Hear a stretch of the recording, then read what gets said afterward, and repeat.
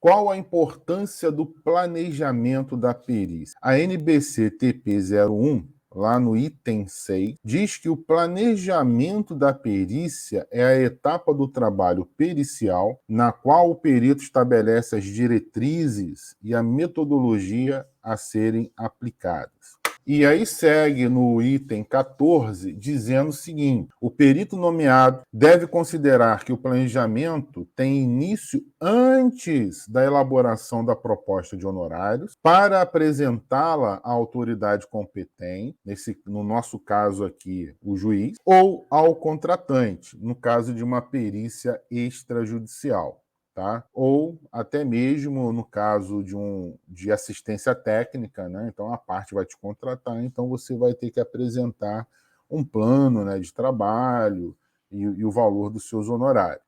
Bem, seguindo, a necessidade de se especificarem as etapas do trabalho a serem realizadas, salvo as que possam surgir quando da execução do trabalho pericial, tá? Então, o que significa isso? Significa que o perito, antes de apresentar a sua proposta de honorário, né, é necessário que ele realize um planejamento. Então, para que serve esse planejamento? Para você realizar uma melhor execução do trabalho. E nesse momento inicial, para você dimensionar corretamente o valor dos honorários. Uma vez que o valor dos honorários irão pagar, né, o seu tempo e os demais custos associados ao trabalho, à realização dessa perícia. Então, é necessário que nesse planejamento você primeiro, conheça o objeto da perícia, tenha plena consciência do que está sendo discutido ali, do que o autor está dizendo na sua petição inicial, do que o réu está dizendo na sua contestação, dos documentos que foram apresentados por cada um, daquilo que o juiz disse na decisão saneadora. Então, você vai se inteirar, né, de toda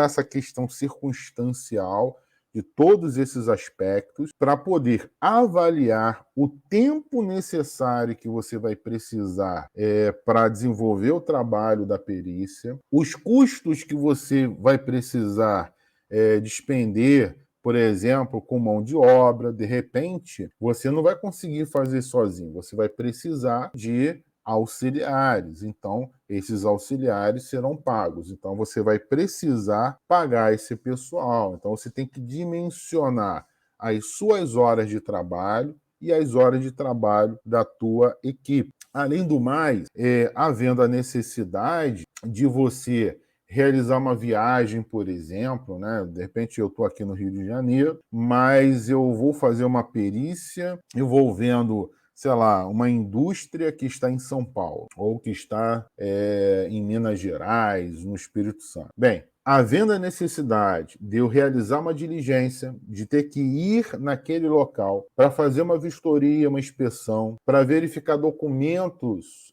que estejam arquivados nessa empresa, por exemplo, então eu vou precisar incluir esses custos de locomoção, de viagem, de hospedagem, alimentação e etc. nessa proposta de honorários e fazer esse detalhamento.